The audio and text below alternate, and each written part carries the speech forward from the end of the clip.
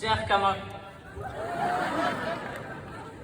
chers camarades, chers parents, chères marraines, chers parrains, chers éducateurs, chers frères et sœurs, je pensais les examens terminés et l'été enfin arrivé. Mais voilà que ce discours décide de pointer le bout de son nez. Animé par un mélange de joie, d'excitation, mais aussi une sorte de peur de ne pas être à la hauteur, je suis surtout honoré de m'adresser à vous aujourd'hui en ce jour si spécial.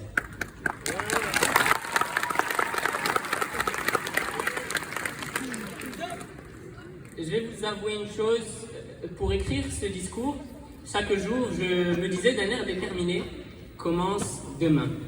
Mais voyez-vous, chaque jour d'un air tout aussi déterminé, je repoussais l'échéance en pensant à ce fameux proverbe français, ne remets jamais à demain ce que tu peux faire après-demain.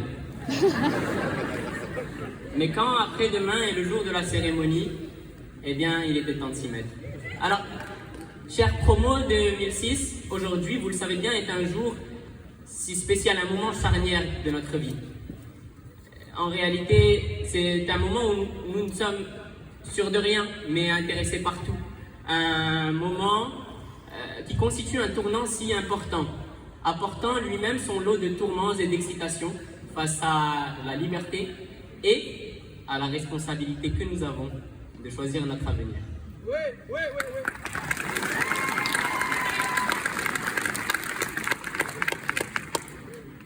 Alors, chers camarades, pour les privilégiés d'entre vous qui ont le permis de conduire, j'imagine que vous utilisez souvent l'application Waze. Celle-ci optimise nos trajets et fait en sorte de les planifier de sorte que nous passions le moins de temps sur la route. Mais je me demande parfois si le charme de se perdre dans une ville n'est pas justement lui-même perdu. Eh bien, en réalité, sans GPS par exemple, chaque trajet devient une nouvelle aventure, ou même les erreurs de parcours nous mènent à de nouvelles découvertes et des pas mûrs. Et eh bien, peut-être que dans nos vies, l'incertitude que nous vivons en ce moment serait comme un trajet sans GPS, qui nous invite à explorer de nouvelles voies, à apprécier l'inattendu. Mais alors pourquoi ne pas accepter simplement que nous gagnerions davantage en nous perdant plus souvent en route? Chers camarades, sur terre comme en mer, c'est toujours la même histoire, voyez-vous. Je n'ai jamais été très bon surfeur, mais du moins ce que je sais, c'est que dans l'océan de la vie, eh bien, il faut toujours suivre, se laisser porter par la vague sans trop chercher à la contrôler. Je vous vois venir, cette métaphore de l'océan, je le conçois, peut vous paraître bateau, mais je la vois vraiment comme ça, la vie.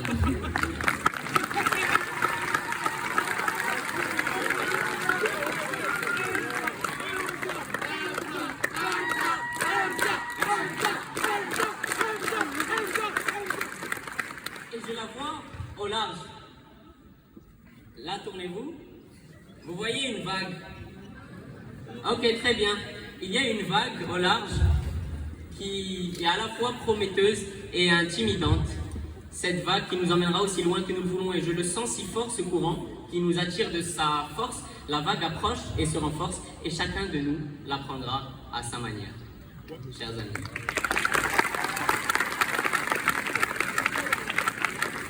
En parlant de vagues qui nous portent ou qui nous emportent, je ne peux m'empêcher de penser à ceux qui ont été nos phares tout au long de ce parcours, nos professeurs. Chers professeurs, je tiens à remercier l'ensemble des professeurs, je le souligne, qui nous ont accompagnés avec passion, patience et détermination. Parmi ces professeurs, il y en a certains qui ont particulièrement marqué mon parcours. Je pense à Madame Gilbert, Madame Beaumont, Madame Masra. Bon, je vais les citer plus rapidement. Madame Ahalben, Monsieur Zouer, Monsieur Walidi, Monsieur Devin, Madame Devin, Monsieur et Madame Safi. Je ne vais pas citer tout le monde, mais en général, tous les professeurs, sans exception, ont contribué à notre succès. Je vous en remercie énormément. Chers camarades, alors que nous nous apprêtons à prendre la vague à venir, à votre avis, qui nous regarde depuis le rivage avec fierté? Oui, ce sont bien nos parents qui nous regardent depuis le rivage avec fierté. Bonne réponse. Chers parents, eh bien, vos bébés vous dépassent maintenant par la taille, ce qui n'est pas encore mon cas, mais là n'est pas le sujet. Et justement, je vous vois ému, le sourire aux lèvres et la larme à l'œil. Peut-être quelques mines de soulagement par-ci par-là, mais on n'en parle pas forcément. Aussi, chers pères et mères, vous qui êtes nos repères en mer et que nous percevons comme la perfection sur terre, vous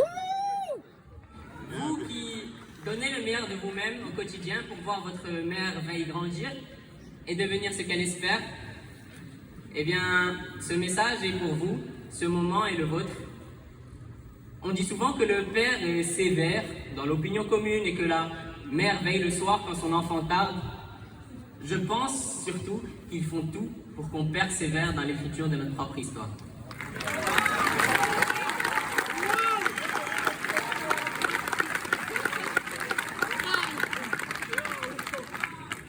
Chers parents, eh bien, je souhaitais vous donner un moment inédit, un moment de remerciement où vos camarades vont vous dire merci, en chœur et tous ensemble. Alors, chers camarades, je vous invite à me suivre.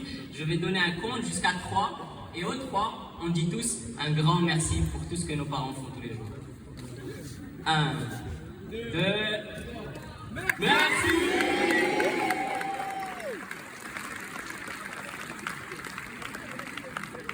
Seulement, papa, maman, désormais, une question me tracasse.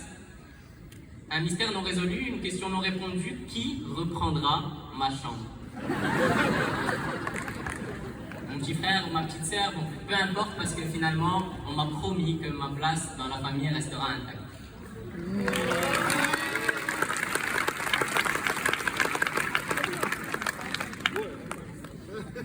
Chers amis, j'ai été ravi, sincèrement, d'avoir grandi à vos côtés toutes ces années. Nous avons été une génération exemplaire, engagée, souvent audacieuse, toujours respectueuse, et vous resterez tous autant que vous êtes gravés dans mon esprit et dans mon cœur.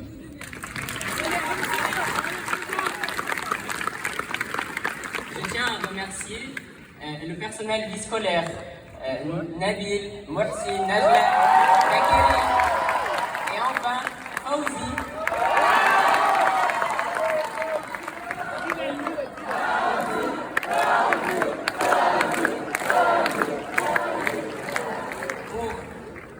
Justement, même si on leur a facilité la tâche, eh bien, ils sont parvenus à maintenir l'ordre et le respect des règles dans la bonne humeur, évidemment. Merci aussi à la direction, Madame Roque et Monsieur Rouquet. Madame Rouquet, Monsieur Roque, excusez-moi. Qui eh bien, ont toujours agi en faveur de l'intérêt collectif et individuel des élèves. Merci infiniment.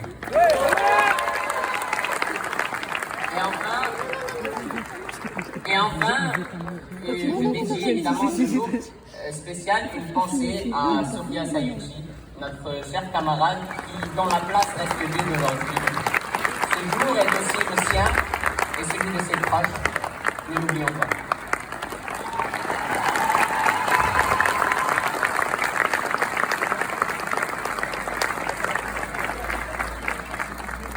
J'arrive à la fin de mon discours, pourtant loin d'être si court, et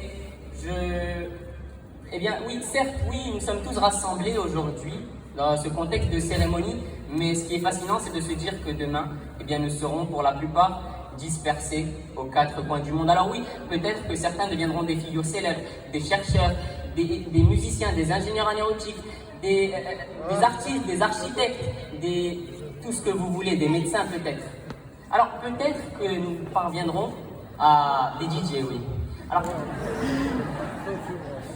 peut-être que nous parviendrons à insuffler, à impulser un changement dans ce monde instable, au bord de la rupture. Et peut-être que dans cette instabilité, nous devrions apprendre à surfer pour y garder notre équilibre.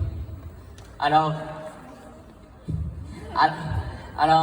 bon, je dis peut-être car je n'ai aucune certitude, si ce n'est que dans quelques semaines, quelques mois, nous serons pour la plupart une valise à la main droite, inspirée par le grand Ayman Ben Bachir.